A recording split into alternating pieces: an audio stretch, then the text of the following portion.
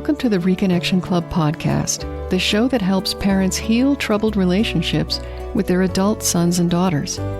I'm your host, psychotherapist Tina Gilbertson. Each week, I'll offer you compassion, clarity, and personal development tips designed to help you reconnect, not only with your child, but with yourself.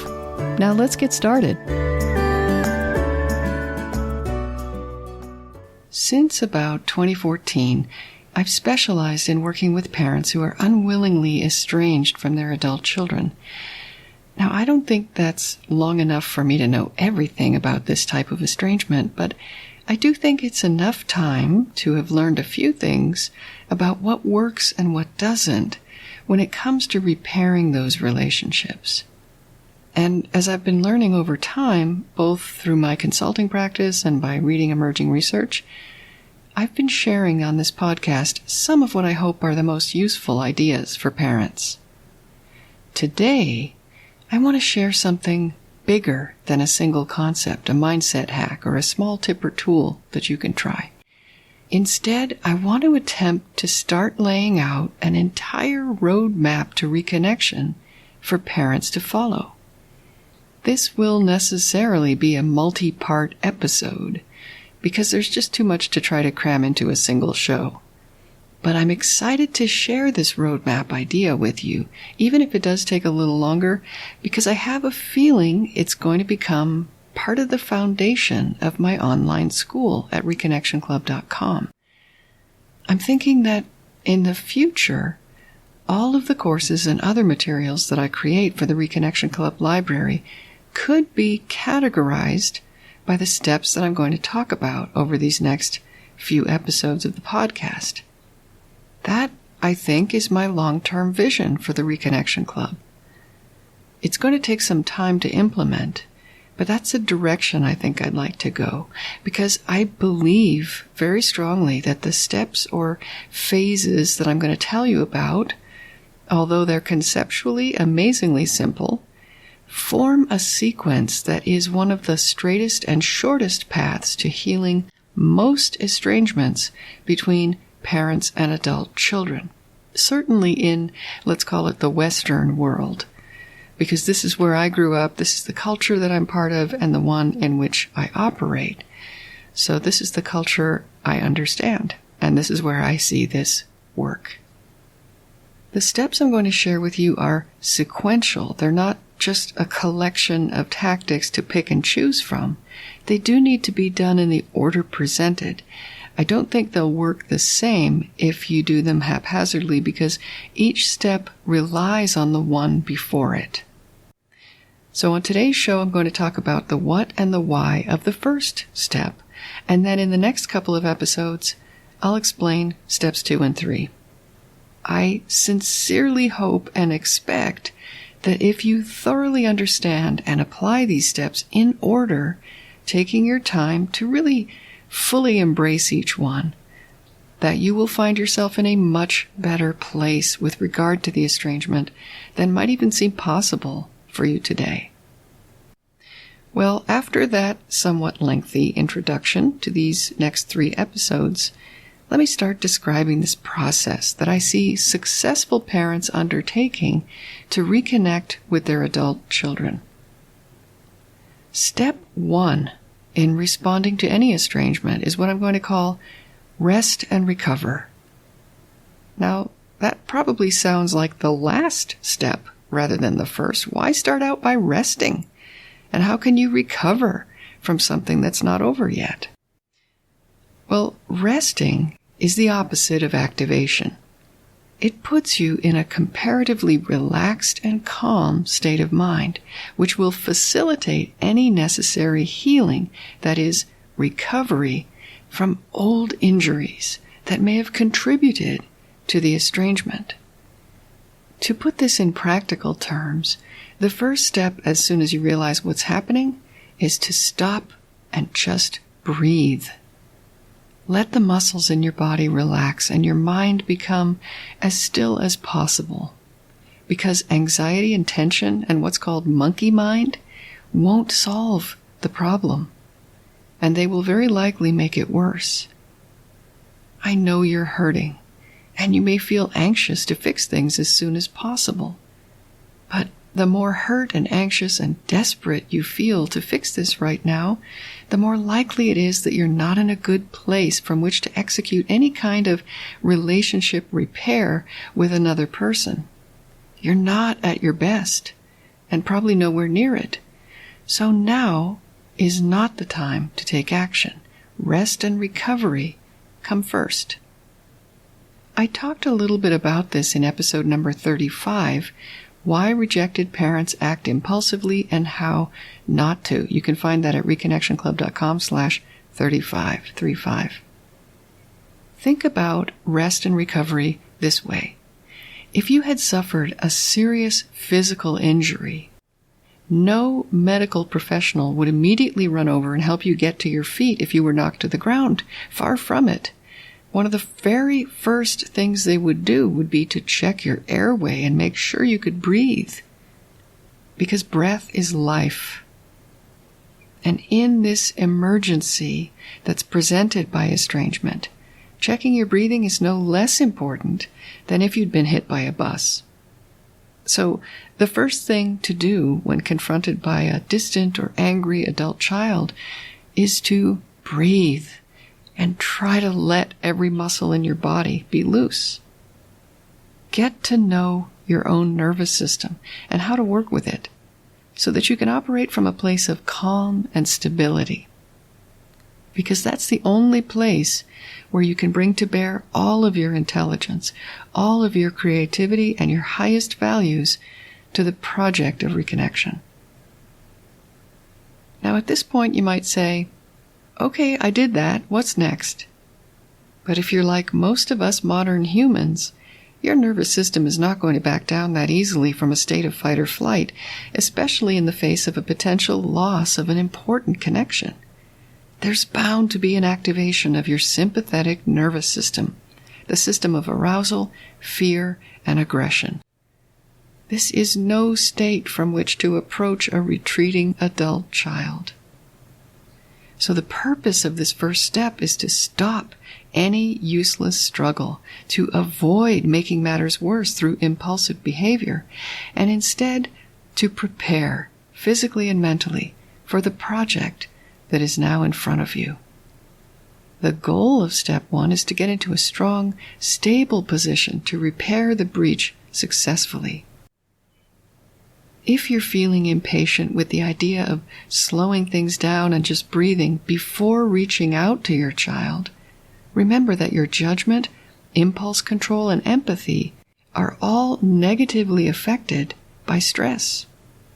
So reducing stress during estrangement is not just nice for you, it's imperative if you want to be able to face this problem using good judgment, impulse control, and empathy. All of those will be needed when you start engaging your child. So right now, just breathe and allow your body and your mind to rest and recover from the shock to the system that is estrangement. You might find it very hard at first to just be still for any length of time and breathe. It may feel as though your child is being driven away in a speeding car, and if you don't go after them right now, you could lose them forever. What a terrifying thought that is. But it is just a thought. It's not a fact. It only feels true. Right at this moment, your child already has the distance she wanted. There's no need for her to move further away unless you try to close the gap. What you're already experiencing could well be as bad as it gets as far as feeling alienated from your child. If you find it impossible to sit and do nothing but breathe, or if you're unable to physically relax, you might be in the grip of an ongoing low-grade panic. That's an awful feeling, and you can't start healing, let alone do anything constructive about the estrangement, as long as panic has a hold on you. That's why step 1 is all about calming your body and your mind, because for the vast majority of rejected parents, there's both recovery needed and work to be done before permanent reconciliation will be possible, and you need stability for that. The following are some activities that I think are appropriate for step 1. Yoga, or other forms of gentle movement. Massage, if you find it relaxing. Breathing, using breath work and possibly breath training. Mindfulness meditation, and if you pray, this would be in addition to prayer, not a substitute. Attention to your diet, including the addition of vegetables and other whole foods, and the subtraction of sugar and processed foods. In addition, you'll want to find natural ways to make sure you're getting the right amount of sleep. If you have the energy and you feel like it, you can tidy, clean, and organize your surroundings now so that you're not overly stressed by your environment while at the same time stressed by the estrangement. Lastly, if you have a history of abuse or other trauma, that will contribute to any difficulties you may have with relaxing and breathing. So look for a local trauma specialist and start a course of therapy that's targeted not at estrangement, but at recovering and healing from trauma. All of those activities, yoga, massage, breath work, meditation, diet, sleep, stress reduction, and trauma treatment if appropriate, will serve to reduce your suffering. As the Buddhists say, pain is inevitable, suffering is optional. Importantly, step 1 activities will also strengthen your connection to yourself and increase your feeling of optimism. That's why taking control of your experience during estrangement starts with allowing your body and mind room to breathe, relax, rest, and recover. And just in case you're thinking, well, I already meditate, so I'm good on step 1. I want to warn you that that could be a trap, and if you fall into it, you'll be tempted to skip or rush this critical step. For the vast majority of parents I talk to, skipping recovery is like starting a foot race with a thorn in your shoe. Even if you're in great shape, you won't go as fast or as far as you could if you'd been better prepared. All to say that while an existing meditation practice is certainly an asset, it's not a substitute for the intense focus on rest and recovery of step 1.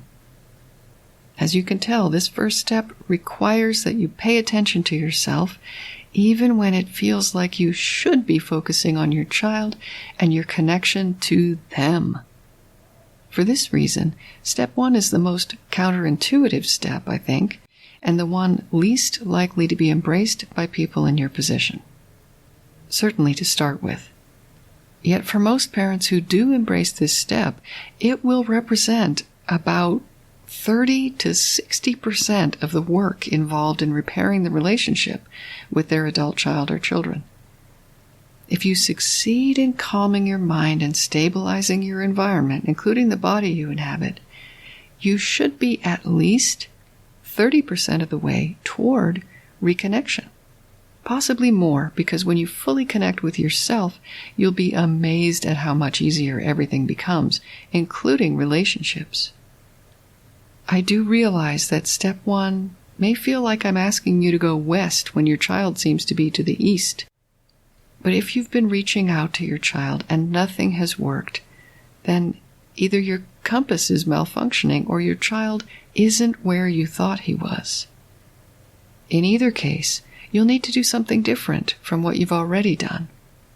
Instead of reaching out without a plan, involving other people in desperation, or frantically searching the internet, if you've done any or all of those things and you're still at square one, then rest and recover offers you a different path to try.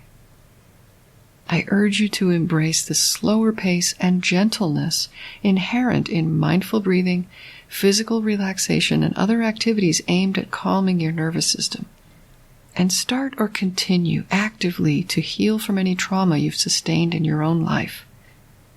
It's really the only way to be fully prepared to take further steps to heal the estrangement between you and your child or children. I'll talk about the next 2 steps to reconciliation over the next couple of episodes. Until then, remember that you are a loving, lovable, and still growing human being. So please take good care of yourself. Bye for now. If you've enjoyed this episode of the Reconnection Club podcast, I invite you to check out reconnectionclub.com. The Reconnection Club is for parents at any stage of estrangement from their adult, child, or children. So whether you've just realized there's trouble between you, you've been living with estrangement for years, or you're newly reconciled but still walking on eggshells, the Reconnection Club is your essential resource for information, support, and continued personal growth. With our courses and workshops, expert interviews, monthly Q&A calls, and a friendly, active community, the Reconnection Club is a wonderful place to be for anyone suffering the pain of estrangement from an adult, child, or children. So check it out at reconnectionclub.com.